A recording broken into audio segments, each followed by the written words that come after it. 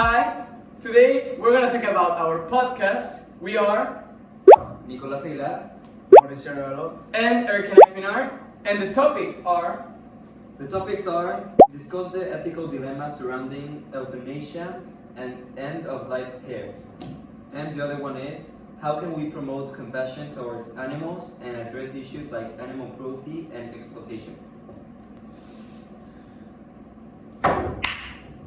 So we have here a question by Mark, and it says, should euthanasia be a legal option for terminally ill patients?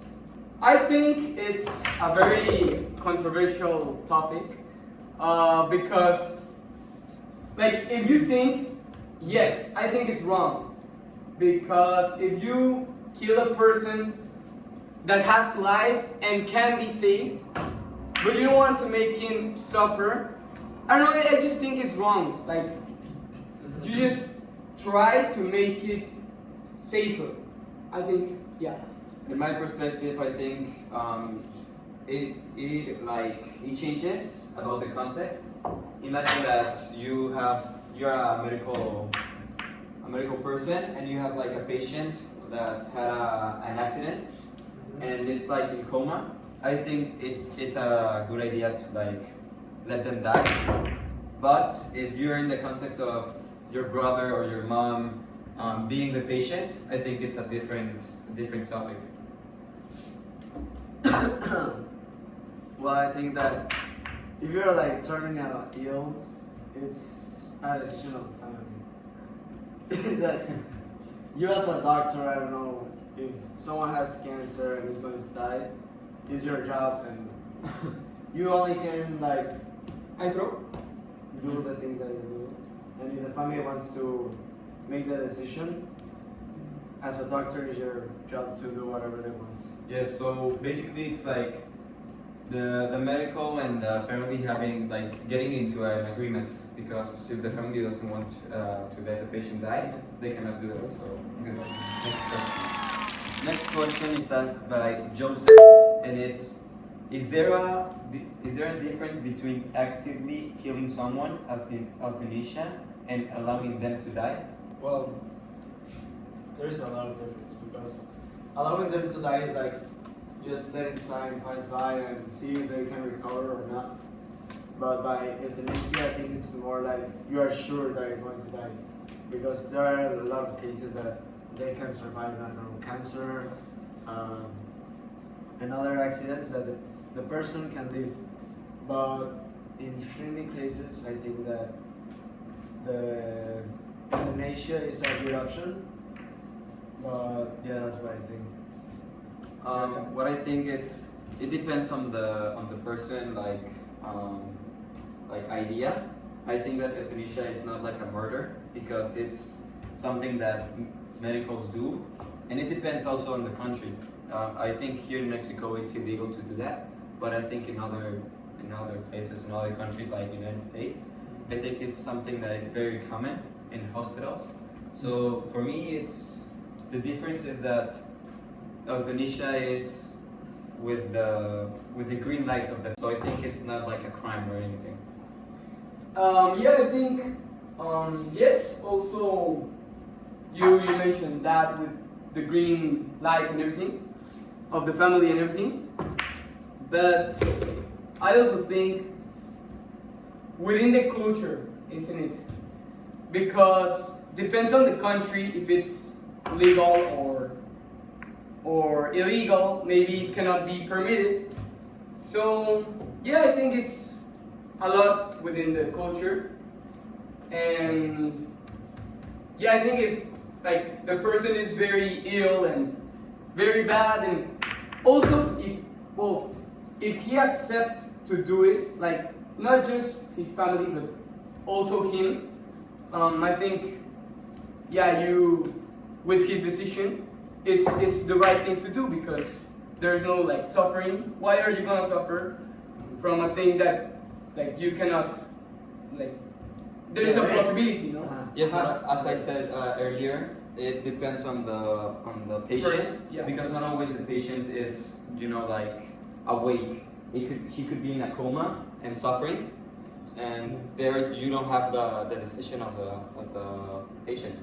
Or he would be like an older woman or man, and the decision could be taken by him, or in some cases he doesn't have like the idea of what's happening because of the suffering, the pain, so that the family has to decide for him.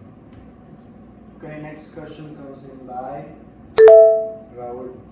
It says, what role should healthcare professionals play in discussions about euthanasia and end of life? Okay, I think the roles that the medical, people would have to be, it's like having a lot of patience. You cannot be like going on and on and on of the decision because it's a huge decision. It's basically we're talking about his life, so I think medicals should like tell the patients to like what could be the problem, the two sides of the story. Okay, so like in that case, if I wasn't at the medical, I would first ask, just like, if it's right, because you cannot just decide for yourself. You have to decide for the other ones who care about that one, about that individual, about that person, and also you have to take in consideration that he's in a very bad state, and if maybe he wants to save his life or something, I think you have to be accepted, no? And have the permission to do it. So yeah. Okay. You whatever? I think that you as a doctor, you sign up to make those like bad decisions, difficult decisions, and painful ones. So I think that most doctors should be prepared to be in those situations. Okay. And also, if you are in one of those, like you need to choose, it's because the family has decided to give it to you, and yeah, it's a pretty strong decision. Okay. Let's go for the next question. But do you think like he should do it by his account? It depends. If he's awake, I think that the doctors should say to him that his possibilities of making it alive. I imagine if he has like 80% of dying, I think that there's no more like Decision to be made. decision to be made. I think if it's like 50-50, you could take the decision of saving your life and like paying for other stuff, operations and everything. But if you have a small percentage of living and making it alive, I think the best way is for the doctors to basically, it's a strong word, but kill you. I think it's the best decision. Okay. Next question is asked by Rafa Hernandez. Oh. Is it ever right to end the life of a terminally ill patient who is experiencing severe pain and suffering? Like, is it right? Is it right to end his life or her life if he's suffering pain and damage all over his body? I think no. I think no, because maybe with technology you can make a lot of things. Actually, they are making like too many things in many years. They have like got better and better in medication, but yeah, I think it's wrong. It's a very problematic. For example, yeah. if you're a doctor, you have a patient who was in a car accident and he's in a coma, so he cannot take decisions for himself. But he's suffering. His family has to pay a lot from operations, and you have him in coma. So, do you think it's a possibility to say, you know what, we have to end his life because he's not going to make it, and I think it's the best time to kill him? If he's suffering, yeah, I know, but without his like permission and acceptance of telling you like, okay, I'm suffering and I want to end my life. But that's the thing. I don't think any person in the whole world would say like, okay, I'm suffering, kill me. So in my perspective, I think it's a good thing, because you're not killing him you're killing him on purpose, but you're killing him in a good way. You're injecting like I don't know what's called. It's not like injection that basically sleeps you and kills you.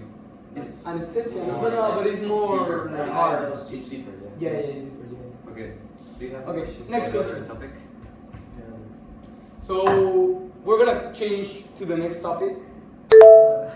This one is asked by Erkan fans. 1, 2, 3. Oh. We got a fan page of you, Erkan. Okay. Yeah. They love me. What can I say? How can we prevent animal cruelty? How can we prevent animal cruelty? I want to respond this because this one was of one of my fans that follow me, you know? Yo, please, like, bro, thank you. Make some edits of me, like, I am happy and blessed to hear those accounts. So yeah, thank you, fans 1 to 3. So yeah, continuing the question that how can we prevent animal cruelty? How can we prevent it? By educating the people that this is very bad because it's an individual and life like being like us. So yeah. I think that animal cruelty will never stop because it's a giant planet and we have around 6 billion, 7 billion people. So it's a problem that will never be like over. No, you. But I think it depends also on the government. I think the government has a lot of power in this situation because you can make the dogs on the streets or the animals living like in danger. Living in danger. I think you could. The government has to like make shelters, Okay. and like tell the people to to adopt. And I think the government basically has the power in this situation. So it depends on the government also, but in the civilization. Okay, that's my Okay, on the culture, yeah. Yeah, I think that obviously it's bad. Yeah. It should not be accepted. So I think that the government should provide laws and rules, stricter rules about animal abuse and all about not treating well animals. So yeah, I think that we should take more responsibility in that case, in that topic, and I don't know, put more cameras in the street to see if there are abusing some dogs on the street and other stuff. Because here in Mexico there are colonies that nobody knows about and happens on episodes. So yeah, that's my opinion. I think that, like Erkan said, it depends on the location. Because imagine if I have a dog and Erkan has a dog, we could like teach him and educate him a different way. If the dog makes a mistake, it's different because Erkan can like punch the dog and tell him and shout him like you're a bad dog and everything. But I can do like putting other options so that I correct the dog. It's like two different perspectives. Okay. So you're saying by saying two mentalities. One educating your type of view, and then the other one making a correction of it. Yes. And that's I think the best. Like it happened with humans. Yeah. With our parents, they were very strict, and the teachers would hit him with rulers and everything. And with us, it's only a punishment. Yeah. So I think it's by the time goes, I think it's less and less cruelty in the world. Yeah, so I think it's exactly like you say, diminishing the quantity of cruelty in the world Perfect. by the time. Yeah. Well, Okay. that's good. We have another question by Mateo. It says, What role should the media play in raising awareness about animal welfare issues? Okay. I think that the media, you said? The media? Yeah, the social media. I like it when I am in Instagram and it appears like a dog like in a bad situation, because I think it opens like the world's eyes. If the media doesn't do anything, we cannot know what's happening in other countries. So if they like I don't know, upload pictures and videos of animals in danger and animals being like cruel, Okay. I think that the world can open their eyes and like know like, oh my god, this is wrong. We have to do something about it. That's my perspective. You, Erkan? Yeah, I think it's very very good actually, like social media, because you can see in TikTok that they are putting like, okay, in this country there is this type of cruelty and these type of people are putting in danger, I don't know, some type of species and everything. Your turn, maybe. So it can inform you, and also it can inform people who are very important at it and who has a lot of power in the world, and make conscious of it, and also raise money to protect and diminish cruelty, like make campaigns and education to diminish and to get a better. Do you want to talk about it or other question? No, yeah, I want to say that I think that I really like about social media is that a lot of people can see one case of a dog being treated badly and they can donate money to the shelter or the person that is now with it, so the dog can give a new opportunity in his life and have a new family or a new friends like the pets in the shelters. And also bringing social media to create and build more protection to dogs, shelters, and everything in each country and city. What are some effective ways to promote empathy and compassion towards animals in society? Okay. So I think the best way to empathy, you know? Empathy and compassion. Effective ways. Okay, effective ways to, okay.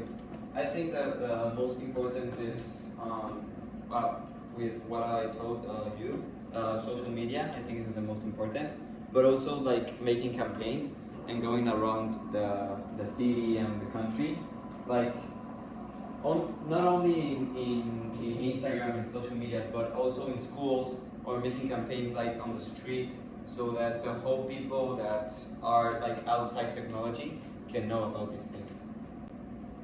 Yeah, I think making people sentimental and expressing what you feel, like your emotions to that topic, it can make people realize that it can make people realize being empathic to this and donate more.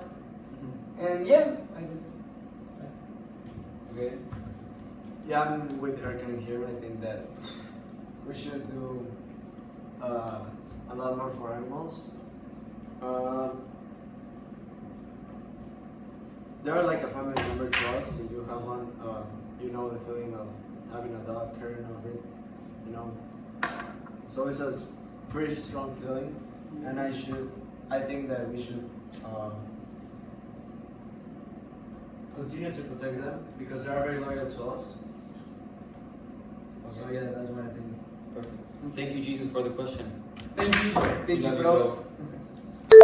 Question asked by Diego Ortiz actually. How can we ensure that animal welfare laws are effectively enforced to prevent animal cruelty? So how can the well-being laws of animal prevent the animal cruelty. Like, how effective can the laws be to prevent this topic? I think that first we need to follow them and create new ones.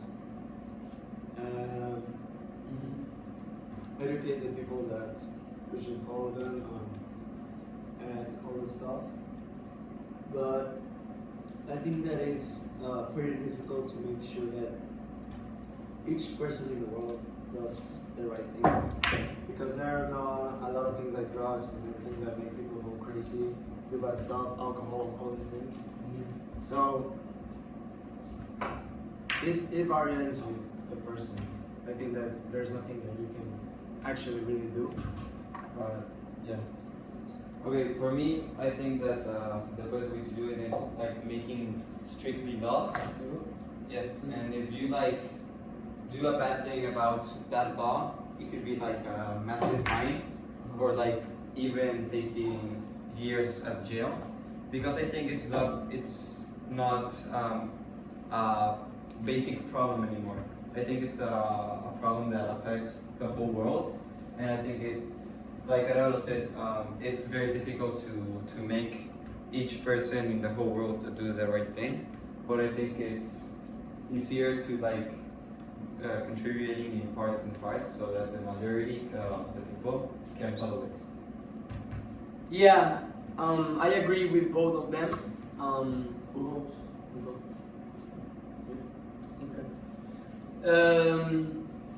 Yes, people need to follow these laws, but not all the people are gonna follow it because not all the people are informed and are good people and respect these laws. Like, they don't care, actually. So, yeah, I think you have to be informed and tell others about your opinion and make them like realize it, you know? Yeah. Top.